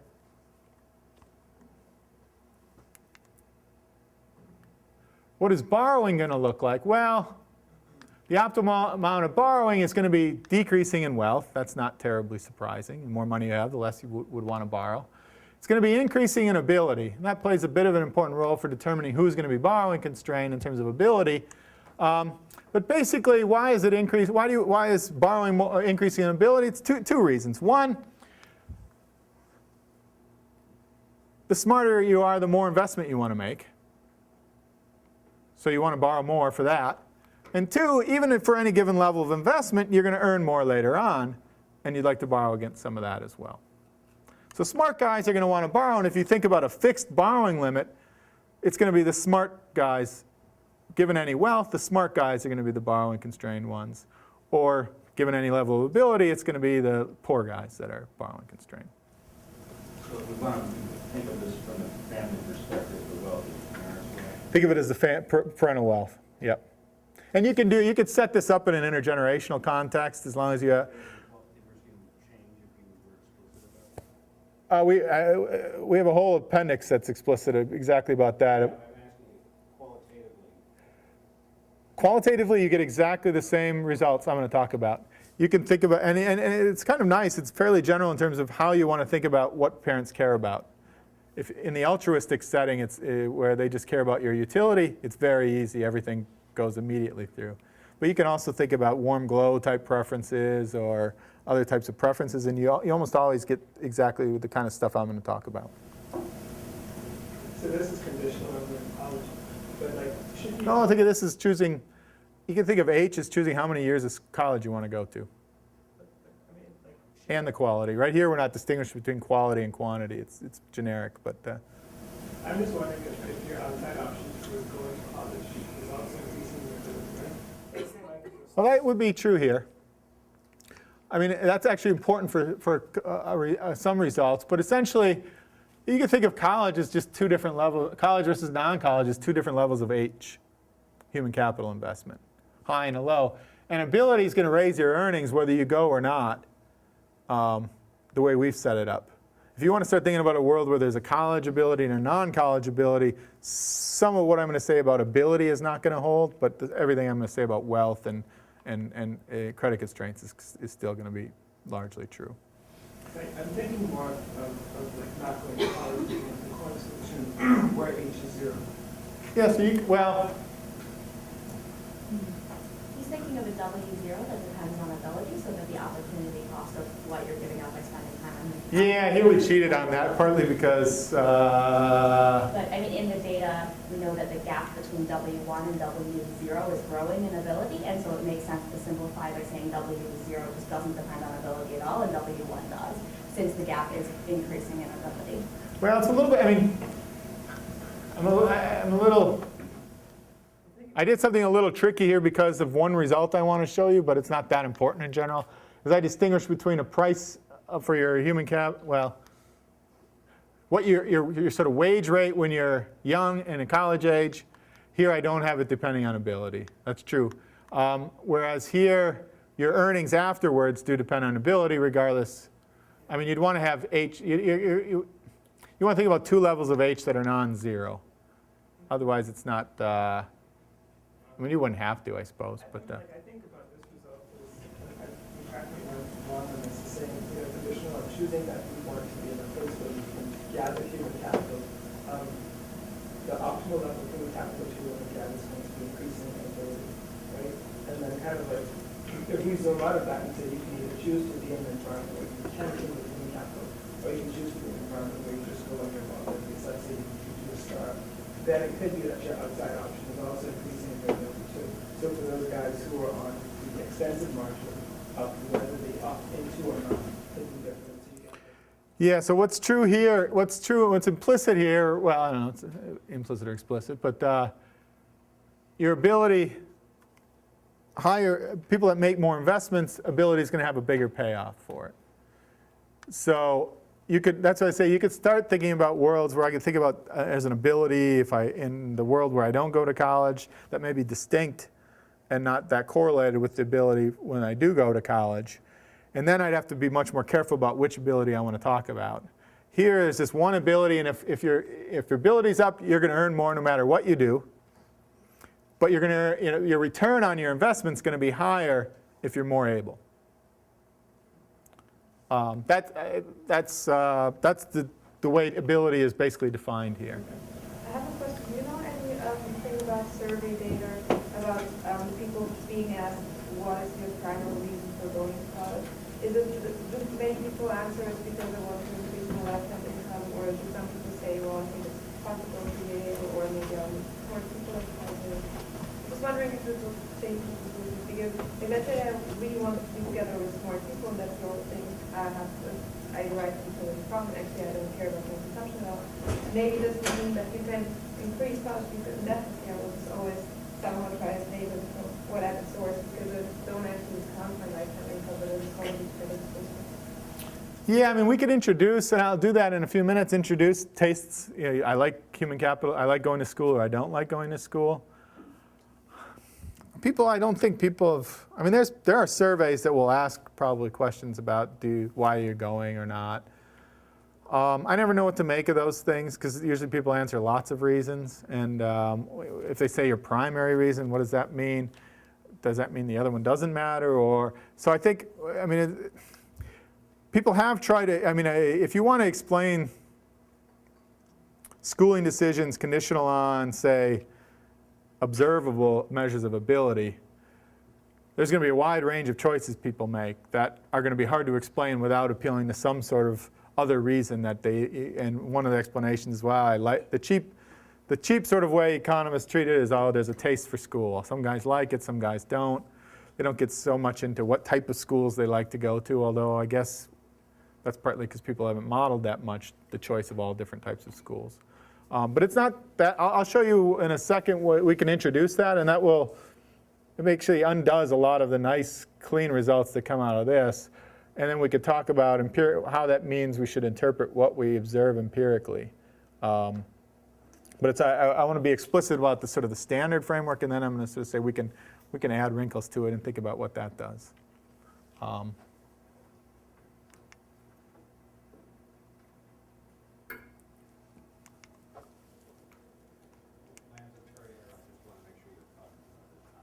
Yeah, so I should end around 12:30? Okay, all right, perfect. So now what happens if we just add a very simple borrowing constraint?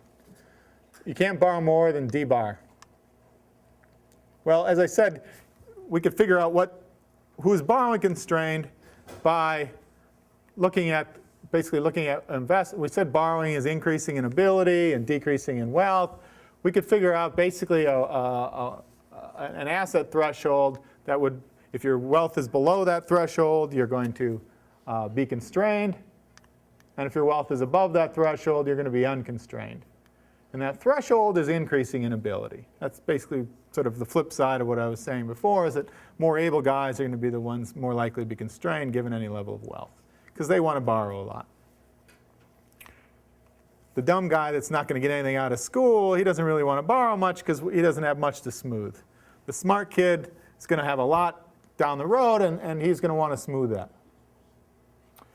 This gets back to something we already covered. It's really, this makes it very clear that borrowing,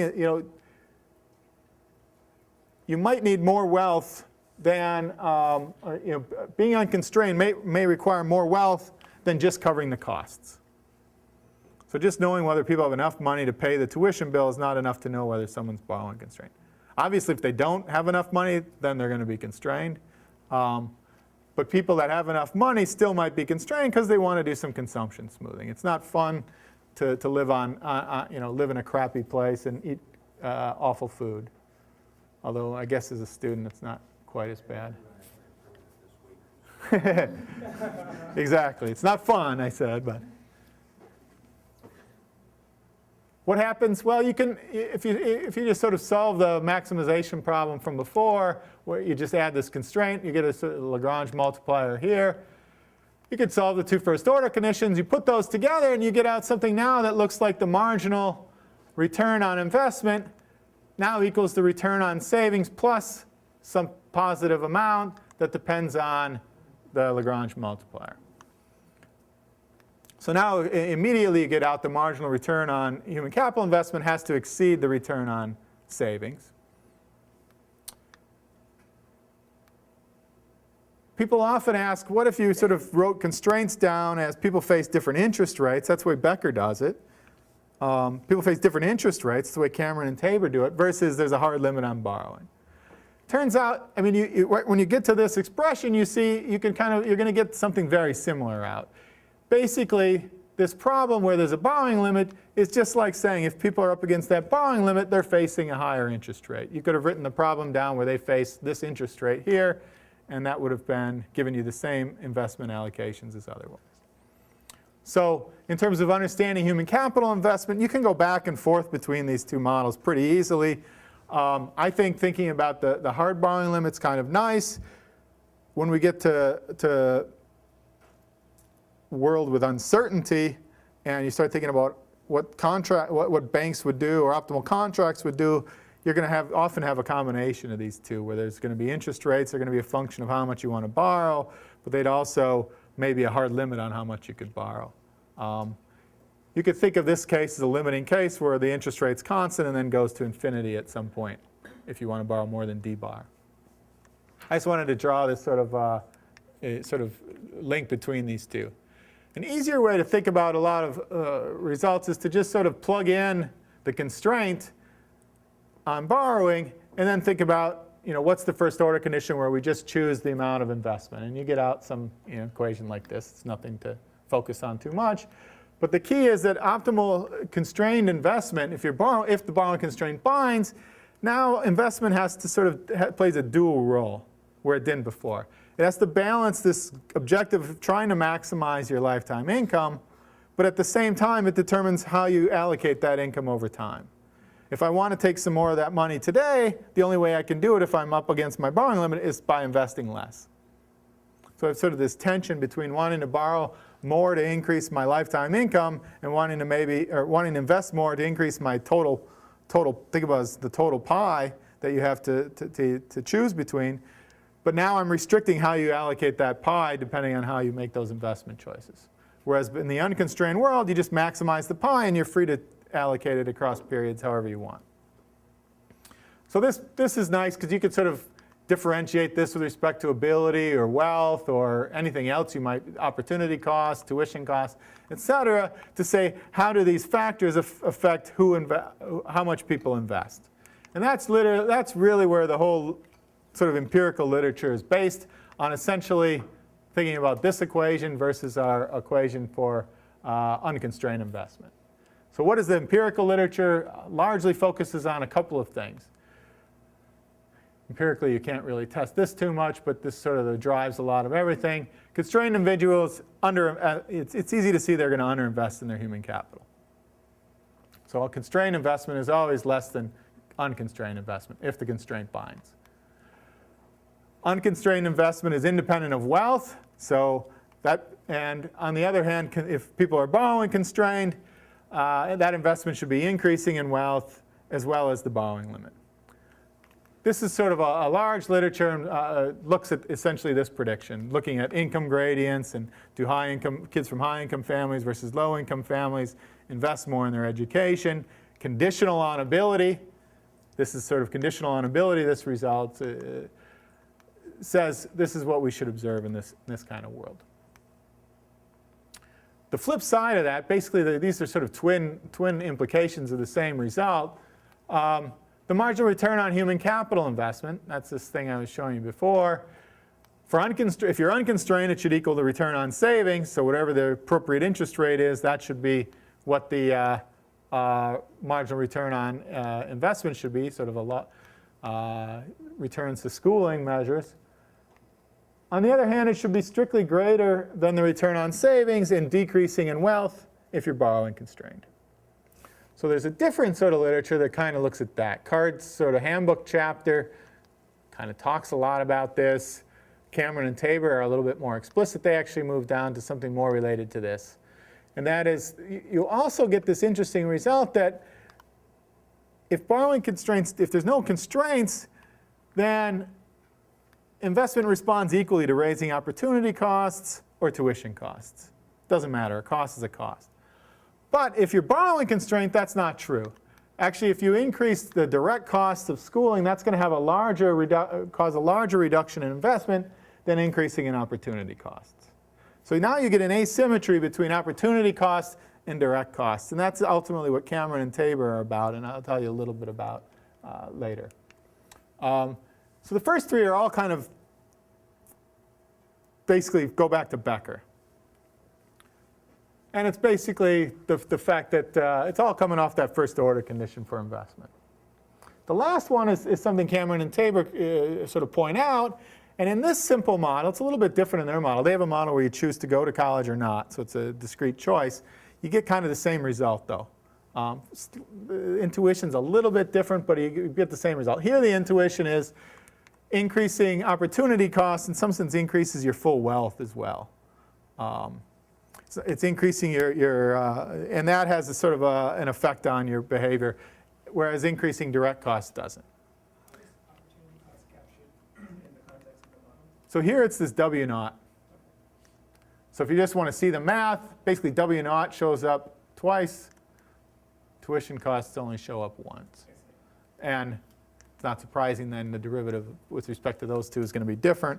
The intuition is probably actually easier in the choice where you choose college versus non-college.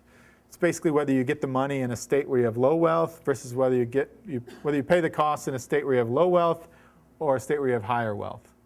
And that's sort of the difference between those two in that context.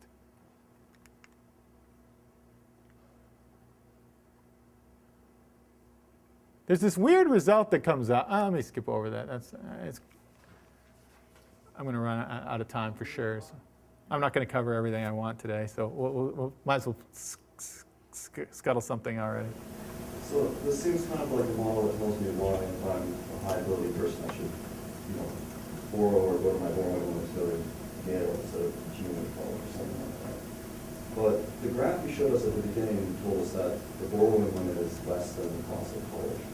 So it's almost, if we think of two H's, a zero and some H bar, it's like there's an H bar and tau times H bar is bigger than borrowing limit. So it's like, I don't know if this is the right margin to be thinking about borrowing constraint people in terms of the data you showed us at the beginning. It's almost like, is the capital W big enough to cover tau times H bar? It's more of a appropriate one. What are you saying the data up front says what? That the borrowing's not enough to cover? You said tuition is higher than the borrowing limit, right? So tau times H bar is bigger than P. So it's really, then the difference is, do I have enough capital W at the beginning of life to cover the difference or not? No, but it's more than that. You still want smooth. I think you still want to think about smoothing. That even if I have enough W to cover the W plus my borrowing, I could still cover my costs. I still want to think about smoothing. I don't want to live on nothing while I'm at school. Yeah. I don't know. I'm just trying to say that there's another potential case where a borrowing constraint can bond here than where you have like a continuous choice on H and how big is H going to be. You could write this problem down as a discrete choice problem. There's two levels of H. You're just going to, in that problem, you're going to get everything in terms of probabilities of going. And you need some other thing that varies across. Well, you would have either a discrete threshold where people would go or not, or you can add in some sort of taste for schooling like this, and then you're just going to get the probabilities, and they're all going to behave in the way I talk about. So nothing I talk about, that stuff's not that, The discrete versus continuous is not very important for anything I'm talking about so far. What's going to be more relevant is if there's other motives for going to college or going to school. So if you add in, so I want to tell you, you get these nice clean results in sort of the pure investment model. As soon as you add in some sort of other reasons people go, so they like school or they don't like school, a lot of these nice results just go out the window. Or at least you can get kind of anything you want depending on what you think this taste is. So if this taste is positive, so people like school, then unconstrained investment is going to be increasing in family income. Higher income families just buy more of it because they like it. And the marginal return is going to be less than the return on savings. On the other hand, if they don't like school, you get the opposite. So in terms of, right away, boom, you just see sort of the whole empirical literature that focuses on these two main results is not sensitive. It completely goes out the window as soon as you start saying, well, tastes might be out there, and people might like school or don't. If we don't know how much they like it or not, it's hard to sort of derive these clean predictions. Interestingly, this sort of last result of the asymmetry of costs actually still holds, even in this environment. So potentially, that's maybe a more robust way to start thinking about some of this stuff. So we're going to talk about some of the other thing I wanted to say is what I think is a little bit more, it makes some value of some of this stuff. We could still think a little bit about it, and then let me wrap up for lunch, let you guys eat some lunches. One of the big things we've seen is the returns to college have gone up dramatically over time. So the question is, can we learn something about it, constraints potentially from that? And if there's no borrowing constraints, and you suppose now you just think about there's a discrete choice, you go to college or you don't, so there's two levels of H. And there's heterogeneity in these tastes. Well, you can map out the probability of people going to college for different levels of wealth and human capital. And you can write down other versions of the model, but it's very simple in that framework. What you find is that anything that increases the returns to college should weaken the relationship between wealth and college attendance, or make it more negative, actually. What's going on is, if you increase the monetary value of college, who is that most valuable to? People with very low wealth, because of diminishing marginal returns to utility, consumption. The high wealth guys, that's not very valuable. They're going to school because they like it or not. But the low wealth guys are going to get more value out of that. So who would you expect to respond more to an increase in the return? Financial returns, you'd expect the lower wealth guys to go. So one nice prediction that comes out of it, I think that's kind of testable, is sort of how important, in a world without borrowing constraints, it's actually hard to explain the fact that over time the family income gradient got a lot steeper, where the model in general, because of diminishing returns to consumption, suggests it should have flattened. If borrowing constraints are there and they bind, you can actually get that result, because even if the returns go up a lot, if I'm poor, it's too costly for me to take advantage of that because I have to live on nothing for a while, whereas the higher wealth guys can take advantage of that at no cost. So a model with borrowing constraints can potentially explain that. Whether that's the only explanation or not, I don't know. It's actually not. Then there's a few other margins that we'll talk about after lunch. What would you expect constrained guys? You'd expect distortions on their consumption. They're going to consume very little. There's all kinds of margins they might play with besides just not going. They might work more while in school. They might delay college entry. Might go to lower quality schools or lower priced schools, which makes this whole wage returns relationship a bit trickier. If you're constrained, you might have lower returns to college because you go to lower quality schools. Whereas sort of in the simpler framework, they should have a higher marginal return on their investment. So I'll talk after lunch. I'll talk about some of the evidence related to this stuff. And then we'll go a little bit over early versus late borrowing constraints. I'll have to revise what I was going to do there. And then I'll talk about more interesting models of borrowing constraints where we actually think about where they come from. Sorry, I took an extra 5.